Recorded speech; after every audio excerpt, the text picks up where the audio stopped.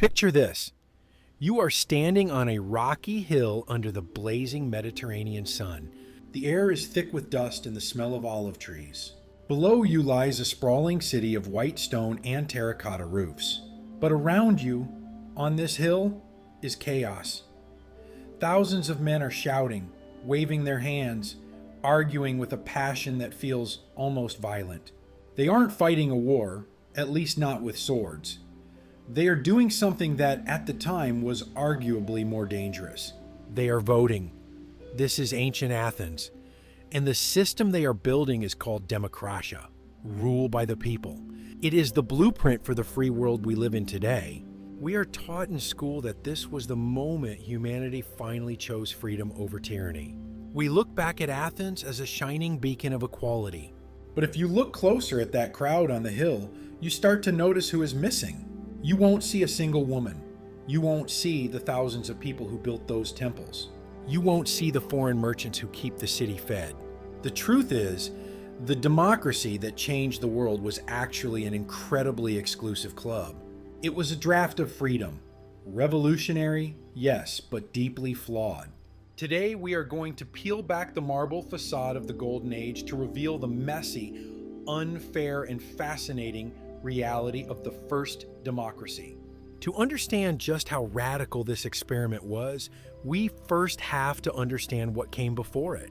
For centuries, the concept of political rights was practically a joke.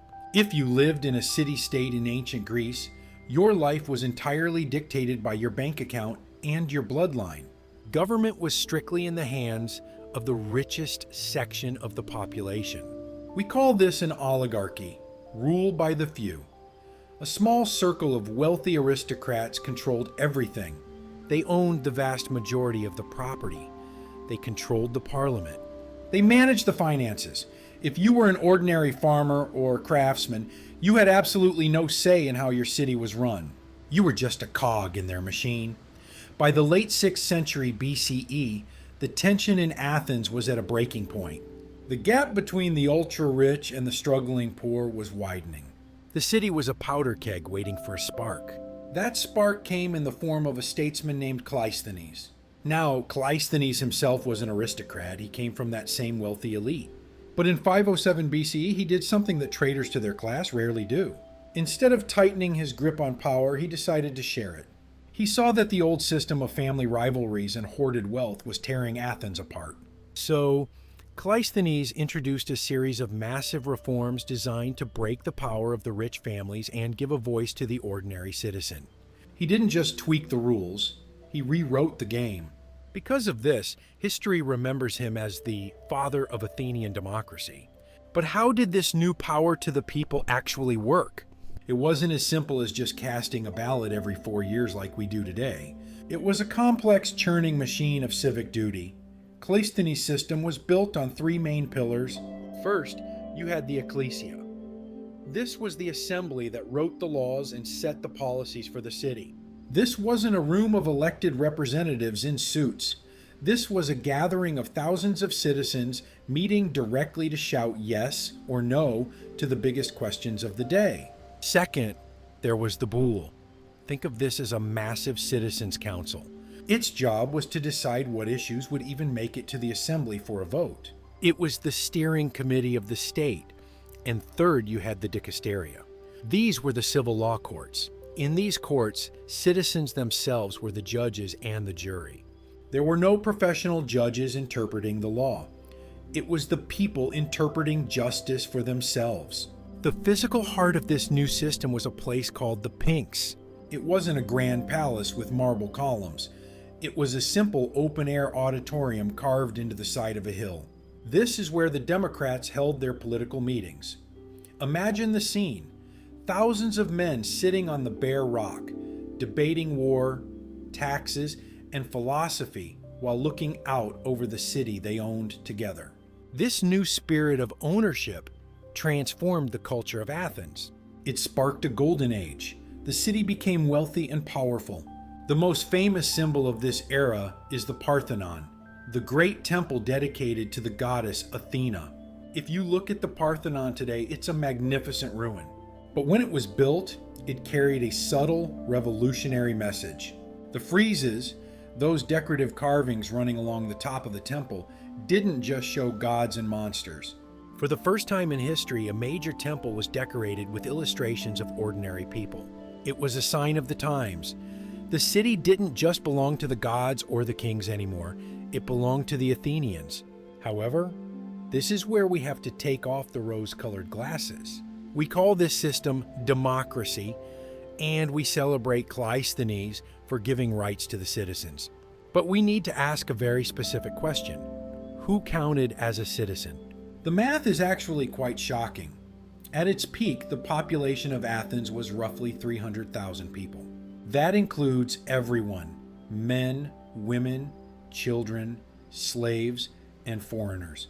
So how many of those 300,000 people had the right to vote? About 30,000. That is just 10% of the population. The rule of the people was actually the rule of 1 out of every 10 people. The vast majority of human beings living in Athens were completely invisible to the political system. First, there were the women. In this democracy, women had no political voice whatsoever. They couldn't vote, they couldn't hold office, and they were legally under the control of their husbands or fathers. Then there were the foreigners. Athens was a cosmopolitan city full of traders and craftsmen from all over the known world. But no matter how long they lived there, or how much they contributed to the economy, they were rarely granted citizenship. And finally, the most uncomfortable truth of all: slaves. The Athenian economy ran on slave labor. They worked in the silver mines, the fields, and the households. They were property, not people in the eyes of the law. They didn't count in this democracy. So while the 30,000 freemen were up on the pinks debating the nature of justice and equality, they were supported by a silent majority of 270,000 people who had no access to that justice. It is easy to look back at Athens and call them hypocrites. How could they preach freedom while owning slaves? How could they talk about the people while ignoring half the human race because of their gender? But perhaps that is the wrong way to look at it. Athenian democracy wasn't perfect, far from it, but it was a start. Before Cleisthenes, the idea that any ordinary person could have a say in their government was insane. Kings ruled because the gods said so. The strong ruled because they had the weapons. Cleisthenes and the Athenians broke that cycle.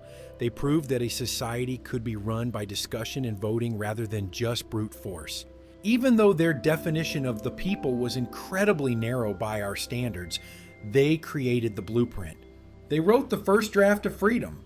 It was a messy, exclusionary, rough draft. But without it, we never would have been able to write the final version we strive for today. So, the next time you head to a ballot box, remember the pinks. Remember the 30,000 men shouting on that hill. And remember the 270,000 who were silent, so that one day we could all speak. What do you think? Does the exclusion of women and slaves make Athenian democracy a failure in your eyes, or do you judge them by the standards of their own time? Let me know your thoughts in the comments below. And if you want to uncover more truths behind history's greatest myths, make sure to like this video and subscribe.